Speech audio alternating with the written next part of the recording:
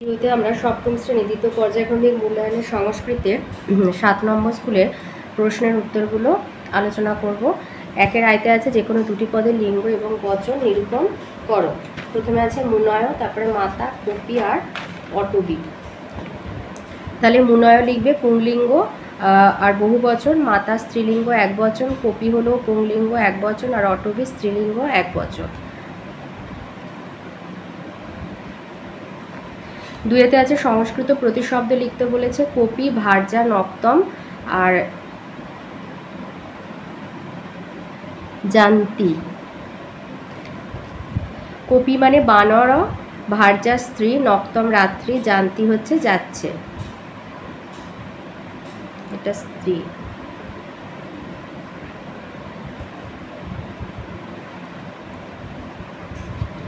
তিনেতে বলেছে যে কোনো দুটি শব্দের লিঙ্গ নির্ধারণ করতে বস্ত্রম, দেবা, বালিকা, বনম, নদী। তাহলে বস্ত্রম হচ্ছে কি ক্লিবলিঙ্গ, দেবা হলো পুংলিঙ্গ, বালিকা স্ত্রীলিঙ্গ, বনম হচ্ছে ক্লিবলিঙ্গ, নদী হলো স্ত্রীলিঙ্গ।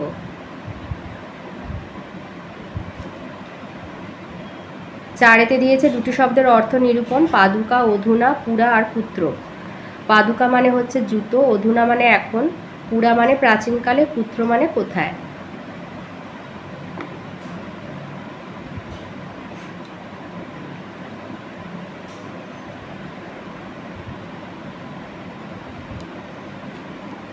পাঁচে দিয়েছে যে কোনো দুটো প্রশ্নের উত্তর। এতে আছে পদ কাকে বলে, লিখবে বিভক্তিযুক্ত শব্দকে পদ বলে।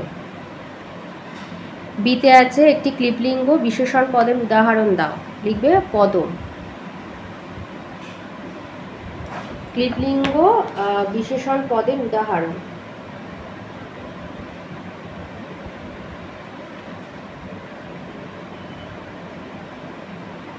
সিতে দিয়েছে অচিরণ শব্দের অর্থ কি, অচিরণ শব্দের অর্থ হলো শীঘ্র। ডিতে আছে বিহগা পদটিতে কোন পুরুষ হয়েছে, বিহগা পদটিতে প্রথম পুরুষ হয়েছে। ইতে দিয়েছে বিশেষণ পদ ব্যবহারের নিয়ম, বিশেষণ পদের বিশেষ্য পদের যে লিঙ্গ বিভক্তি বচন হবে বিশেষণ পদেও সেই লিঙ্গ বিভক্তি এবং বচন হবে। ছয়তে আছে দেবনাগরী লিপিতে লিখতে বলেছে চপলা।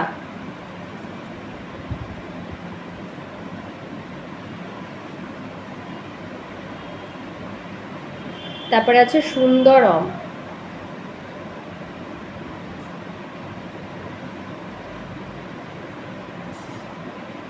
তারপরে গহনম,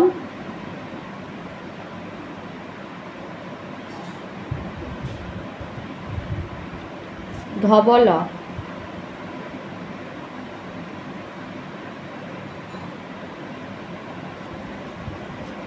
সাথে রয়েছে বাংলায় অনুবাদ গহনম কাননম, বিতে আছে নির্জনম বনম, সিতে বায়ু সর্বত্র তিষ্ঠতি, ডিতে গোপালা ক্ষেত্রম জানতি আর ইতে শনয় বায়ু বহতি।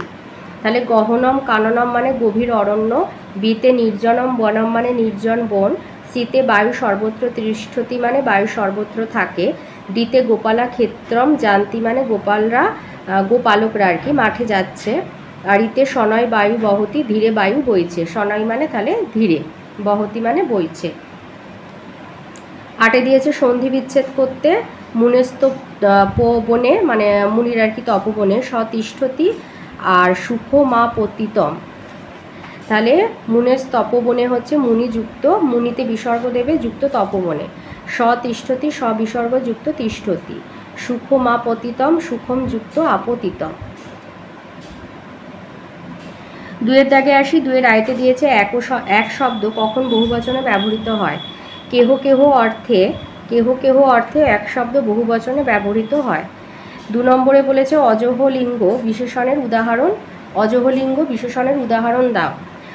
কারণম, পাত্রম, পদম, মূলম এগুলো হচ্ছে অজহলিঙ্গ বিশেষণের উদাহরণ। 3 আছে মিত্র শব্দের পুংলিঙ্গ আর ক্লিবলিঙ্গের অর্থ লেখো। মিত্র শব্দের পুংলিঙ্গের অর্থ হচ্ছে সূর্য আর ক্লিবলিঙ্গ হবে বন্ধু। 4 দিয়েছে নিত্য বহুবচনান্ত শব্দের উদাহরণ দাও, বর্ষা, দ্বার, সমা, প্রাণ।